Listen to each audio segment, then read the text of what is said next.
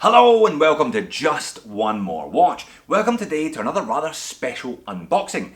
Don't be jealous, I'm about to peel the stickers off a brand new Seiko Green Monster. Now I should point out this is not my watch. I spent quite enough on watches last month, thank you very much. This one belongs to a fellow Sydney-sider and subscriber called Joel. Now Joel was kind enough to send me an email a couple of weeks ago. He said he had a brand new Jade Monster coming in directly from Japan. Would I be interested in unboxing it on the channel? I said, are you kidding me? So we met up last week, had a good chat about watches, and here it is, still in its sealed packaging. He also gave me a second watch, a regular Monster. So today, something of a two-parter almost. I'm going to unbox an initial impression of the green one, and I'm going to come back in a couple of weeks' time with a more comprehensive review of this one, currently spinning away in the boxy winders behind me there. They call it a Monster, they could just as easily have called it an animal. Let's flip the camera and get into it.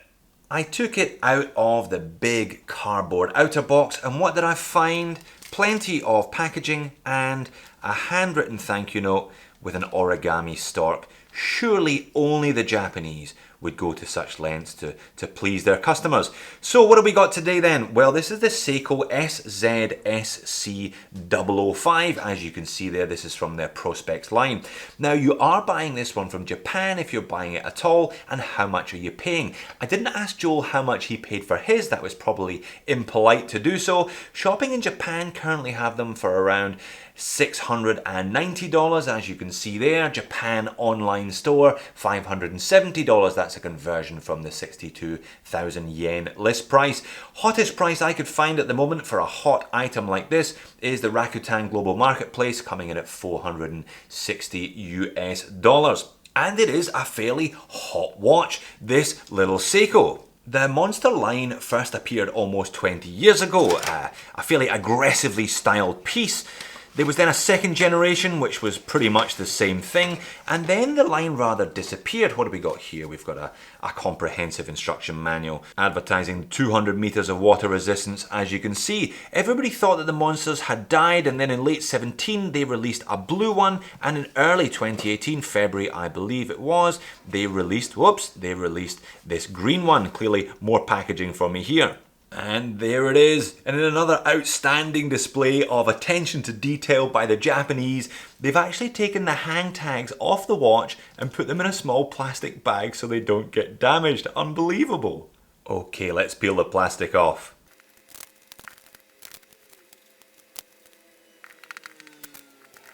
And there it is, one minty fresh green Monster.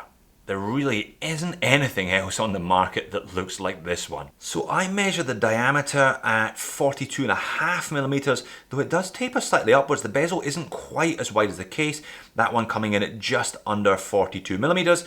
We've got a thickness today of around 13 millimeters and a lug tip to lug tip of 47. So typical Seiko, they always wear quite compactly in spite of those large diameter dimensions. First Seiko I've ever encountered here today with drilled lugs as well. 20 millimeter lug width, this one unsized. I'm not going to size this one. I'm going to leave Joel with the undoubted pleasure of sizing this one up for his own wrist. Unsized, it weighs in at about 185 grams. I would imagine taking a couple of these links out, it'll come in closer to 175 grams. 316L stainless steel case, crown, bezel and bracelet today, and as you can see, a variety of different finishes. Very nice pronounced vertical brushing on the case. Unsigned crown, but plenty of knurling there, so you get a good grip on that one when you're extracting the crown. High polished on the sides of the bezel, but you've got that circular brushing on the top of the bezel. Big, deep, recessed numerals there, and hour and minute markings around the outside of that one as well. Very pronounced cyclops in a recess there as well. In fact, the whole crown, very kind of industrial. Big divots, very easy to grip, but semi-shrouded bezel, so you can only really get this one moving if you're gripping it at about the kind of 10 past 8 there on the dial. Bezel action is pretty good, 120 click, unidirectional, no back play there once it's locked in as well.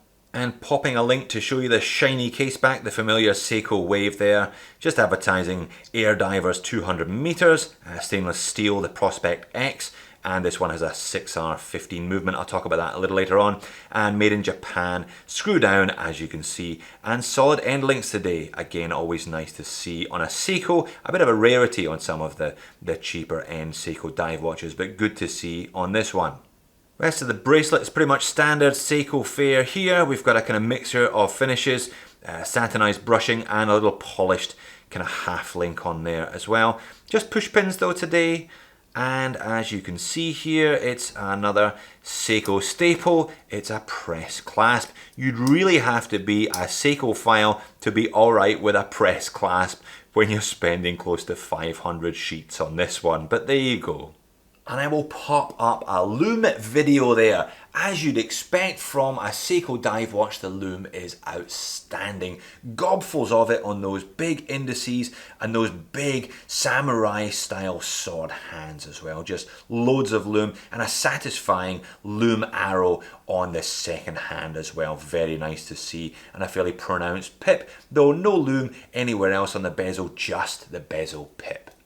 What about the movement then? Well, my first encounter with the 6R15, these 6 series prefix models, a distinct step up from the 4 series prefix entry level models. This one has 23 joules, a 50-hour power reserve, hacked hand winds, and as you can see there, date complication at the 3 o'clock, but it is only a 21,600 vibrations per hour, 3K movement, so 6 ticks per second. But being from Seiko, it will probably be remarkably reliable, remarkably accurate, and remarkably robust, so not all bad then. But really, this jade monster, this green monster, is all about that dial. We've got a kind of sunburst on the middle, we've got a plastic chapter ring on the outside there. Now these indices, the hour markers, are not as aggressive as in previous Seiko monsters. They don't have that kind of tooth-like shark's tooth effect pointing towards the center there, but very nice indeed, and as noted, huge amounts of Loom as a consequence, so pretty good there. Zoomed in, and as you can see, the Seiko logo is printed, but there's plenty of depth given that plastic chapter ring on the outside and those applied hour markers. Very nice handset as well. Simple, but do the job nicely, and as you can see, Japan just floating around where the 730 is, being a Japanese model, and a Cyclops. I do like the fact that they've chosen a black date wheel for this one. Quite unusual. Again, I haven't encountered a Cyclops on a Seiko before, so a number of Seiko firsts for me. This is, I suppose, the highest end Seiko that I've looked at on the channel so far, so a nice little addition there. Adding to the visual appeal of this one, there's certainly nothing else that looks like a monster. And this green sunburst effect looks okay under the studio lights, but on a channel first, I'm going to take this one outside. For it is when you get this watch into the sunshine that green dial really begins to pop.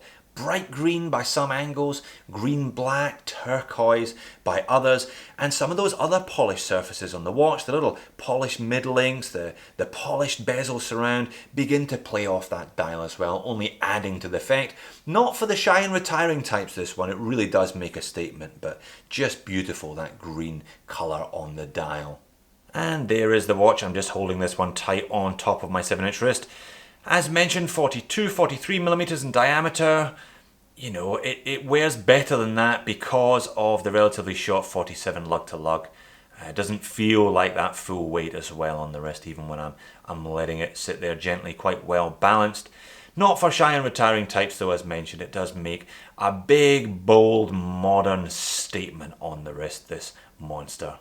So big thank you to Joel then for letting me peel the stickers off his brand new green monster. What do I think of it? Well, the styling is a little bit out there for me. I prefer kind of pretty retro style pieces in general, so this one is a bit of an affront to my senses. They do say it is a grower though, so I'll be returning this one to him tomorrow, and I'll be hanging on to his other one, maybe wear it out and about, see if this kind of big, bold, angular, industrial, brutal styling grows on me somewhat. Now this one, he's not going to lose money on this. I wish him and his green monster a long and happy relationship together, but if it doesn't last, he'll be able to flip this one no problem. But you'd have to be a Seiko fanboy, you'd have to be a hardcore Seiko-phile to stump up 500 US for something with Hardlex crystal. I haven't mentioned that it's Hardlex, and a press clasp. Specs wise, it's not perhaps up there with some other pieces at this price point, but gorgeous, gorgeous style, very nicely put together as always from Seiko, so you can see where it justifies the price tag in other ways. Thanks for watching, and I'll see you in a future video.